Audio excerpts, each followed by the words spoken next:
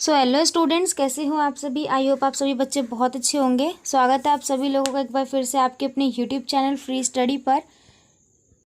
आज के इस वीडियो में हम यूनिट 3 का पार्ट सेकंड डिस्कस करने वाले हैं बीए प्रोग्राम वाले स्टूडेंट्स के लिए, बीए प्रोग्राम थर्ड सेमेस्टर वाले स्टूडेंट्स के लिए।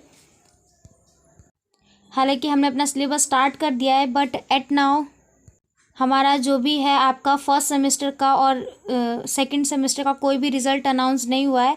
तो बिना रिज़ल्ट अनाउंस किए आप डायरेक्ट सेकंड ईयर की पढ़ाई कर रहे हो। ये हो सकता है आपके में थोड़ा सा ऑकवर्ड फील दे, बट उसमें हम कर भी कुछ नहीं कर सकते हैं, कर भी कुछ नहीं सकते हैं, क्योंकि ड्यू की तरफ से जब तक रिस्पॉन्स नहीं आता वी कांट डू एनीथिंग, हम कुछ नहीं कर सकते।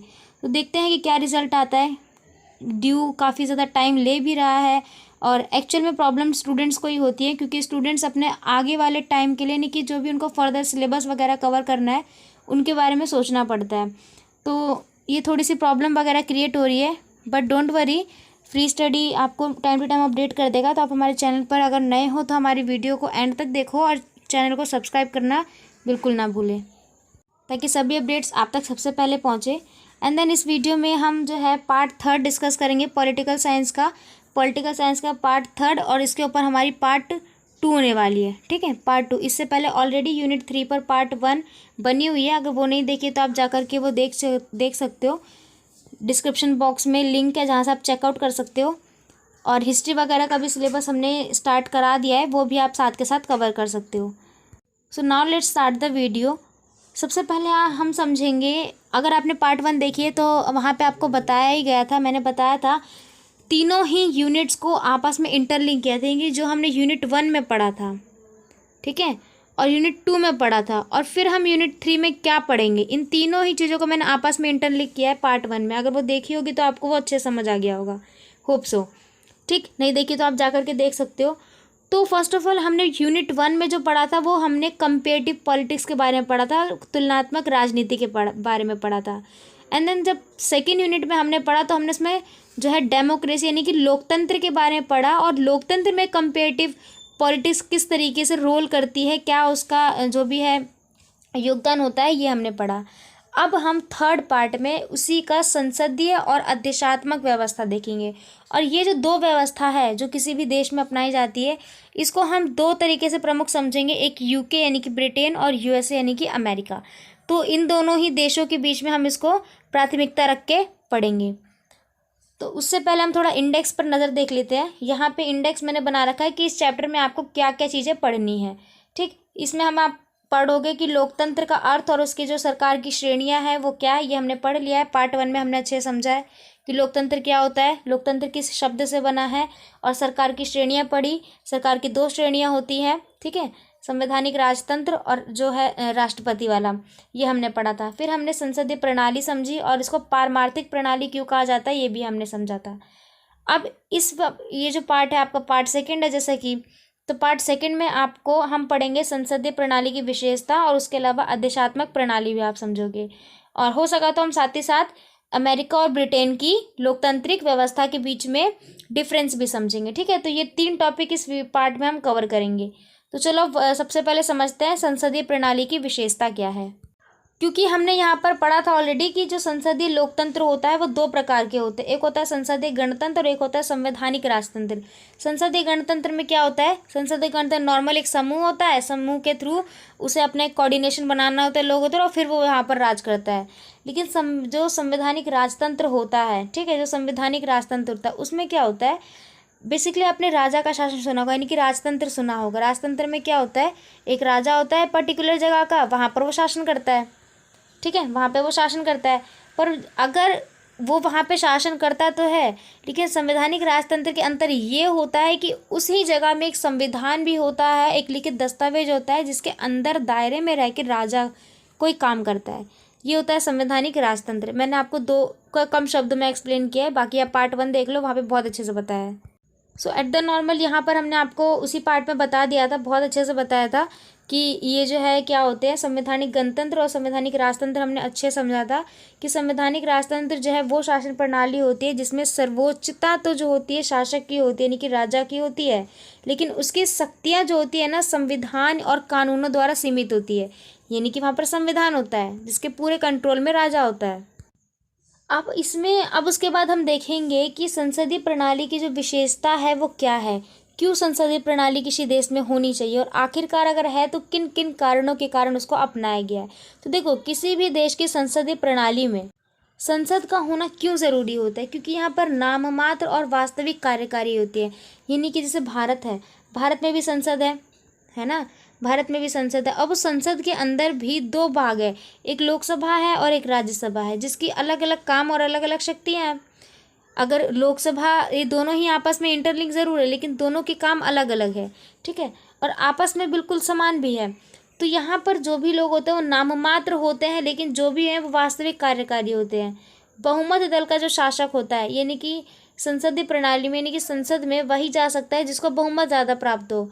अब बहुमत किसके थ्रू प्राप्त होगी? लोगों के द्वारा। जनता जिसको जो चुनेगी वही वहाँ पर जा कर के शासन करेगा। सामूहिक जिम्मेदारी होती है, यहाँ पर सभी लोग आपस में मिल करके काम करते हैं, यानी कि सामूहिक सत्तावाद पर भी आधारित है। मिलजुल कर काम करना लोग ज़्यादा पसंद करते हैं। मंत्री विधेयक होते हैं और कार्यपालिक दोनों के सदस्य होती है, यानी कि संसद में आपको मंत्री विधेयक और कार्यपालिक शक्तियाँ क्या हो गई, ये जो मैंने आपको लोकसभा और राज्यसभा बताया था ना, ये वही है। लोकसभा हो गया आपका विधेयक और कार्यपालिका हो गया आपका राज्यसभा जो हुई है वो। तो इस तरीके से कुछ विशेषताएं हैं, इसको आप देख सकते हैं। मैंने मोटा मोटी आपको वीडियो में समझाने के लिए किया है, बाकी आप इसको फुल एक्सप्लेन में चाहते हो तो आप हमारे टेलीग्राम ग्रुप के साथ ज्वाइन हो सकते हो, वहाँ से आपको ये मिल जाएगा। Now come to the next topic. अब हम देखेंगे कि अध्यक्षात्मक प्रणाली क्या होती है। अध्यक्षात्मक प्रणाली, अब देखो, अगर आपको पता हो तो सरकार होती है किसी भी देश में। अगर वो किसी भी देश में सरकार है तो सरकार को कई सारे अंगों में बांटा जाता है। जैसे भारत है, भारत की सरकार को 3 भागों में बांटा गया है, कार्यपालिका, न्यायपालिका और विधायिका। ठीक है, कार्यपालिका, न्यायपालिका और विधायिका, जिसमें तीनों ही शक्तियों के काम अलग अलग है। उसी तरीके से जो कार्यपालिका होती है, सरकार के 3 अंग है तो उसी तरीके से सरकार के 3 अंग है तो उसी तरीके से जो कार्यपालिका होती है, कार्यपालिका को भी 3 भागों में बांटा जाता है। एक होता है आपका अध्यक्षात्मक, जैसे कि ये लिखा है, एक होता है आपका अध्यक्षात्मक, एक होता है आपका अर्ध अध्यक्षात्मक और एक और होता है आपका राष्ट्रपति। ठीक, ये 3 होते हैं, ये तीनों आप याद रखना। ये आपने 11th क्लास के पॉलिटिकल में पढ़ा होगा, या मैंने आपको रिवीजन के लिए बताया, अगर आपको याद ना हो तो मैं आपको बता देती हूँ। कार्यपालिका को भी 3 भागों में बांटा जाता है, अध्यक्षात्मक, अर्ध अध्यक्षात्मक और राष्ट्रपति। अध्यक्षात्मक और अर्ध अध्यक्षात्मक और राष्ट्रपति में अंतर क्या होता है ये अब हम देखेंगे। तो यहाँ पर हम बेसिकली अध्यक्षात्मक प्रणाली समझेंगे। देखिए क्या है, ये क्या लिखा है, संसदीय व्यवस्था के अध्यक्षात्मक यानी कि आत्मक प्रणाली में राज्य के प्रमुख और सरकार के प्रमुख, एक होता है राज्य का प्रमुख और एक होता है सरकार का प्रमुख, इसके जो प्राधिकरण है इसमें राष्ट्रपति होते हैं। ठीक है, अर्थात प्रणाली में सरकार का प्रमुख कौन हुआ? राष्ट्रपति हुआ। राष्ट्रपति देश का प्रशासन चलाने के लिए अपने मंत्री और जो कैबिनेट की नियुक्ति करता है उनको वो प्राथमिकता देता है। अविश्वास प्रस्ताव जारी करके अविश्वास प्रस्ताव पारित करने से ना विधायक उसे हटा सकती है और ना ही कार्यकाल की समाप्ति से पहले विधायक उसको भंग कर सकती है।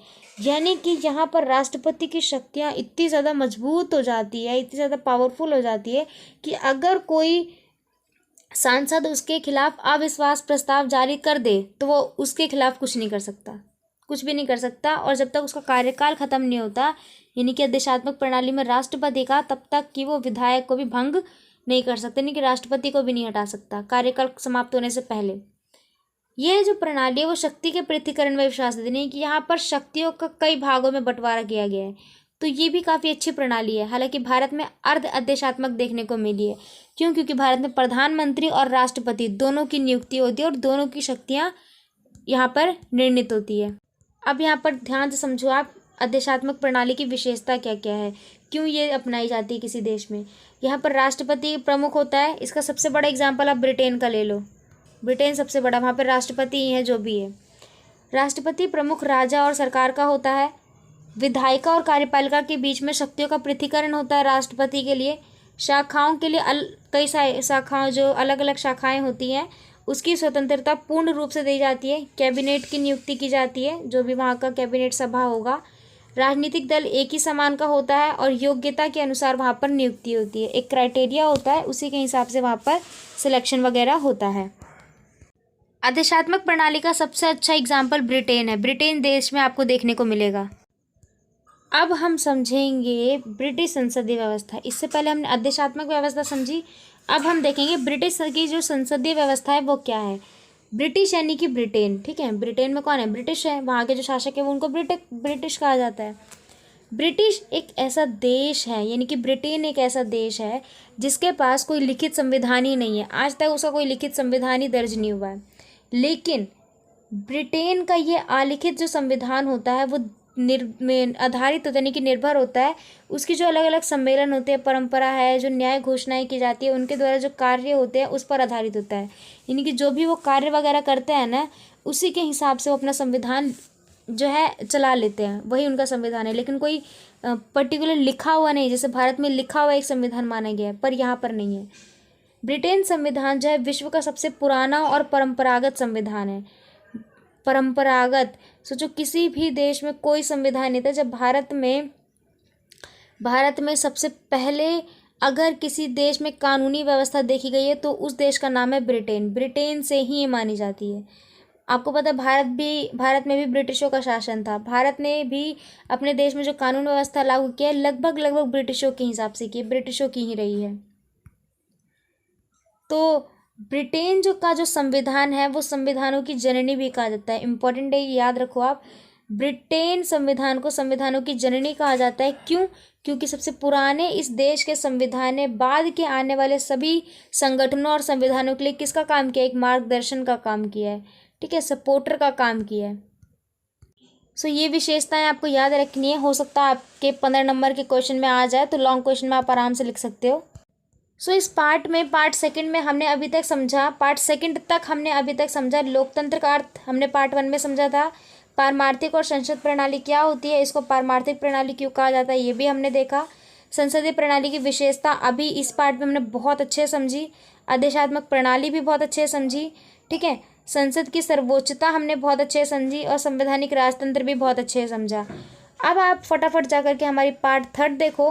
पार्ट 3 में आपको ब्रिटेन और अमेरिका के बीच के संविधान के में अंतर देखने को मिलेगा, वो आप समझोगे। एकात्मक प्रणाली समझोगे, मिश्रित दल व्यवस्था और अमेरिकी व्यावसायिक प्रणाली समझोगे। तो ये 4 टॉपिक आपको उस पार्ट में कवर करवा दिए गए हैं। तो फटाफट जा करके आप पार्ट 3 देखो। एंड वेल स्टूडेंट्स, ये वीडियो आपको कैसी लगी कमेंट करके ज़रूर बताना। और आप एक क्वेश्चन को और आंसर दोगे कि भारत में कौन सी व्यवस्था अपनाई गई है, भारत की सरकार में, यानी कि सरकार में किस तरीके की व्यवस्था अपनाई गई है। फटाफट कमेंट करके बताओ कि भारत के सरकार में भारत ने किस तरीके की व्यवस्था को प्राथमिकता दी। सो मिलते हैं अगली वीडियो में students. Thanks to being here, thanks for watching.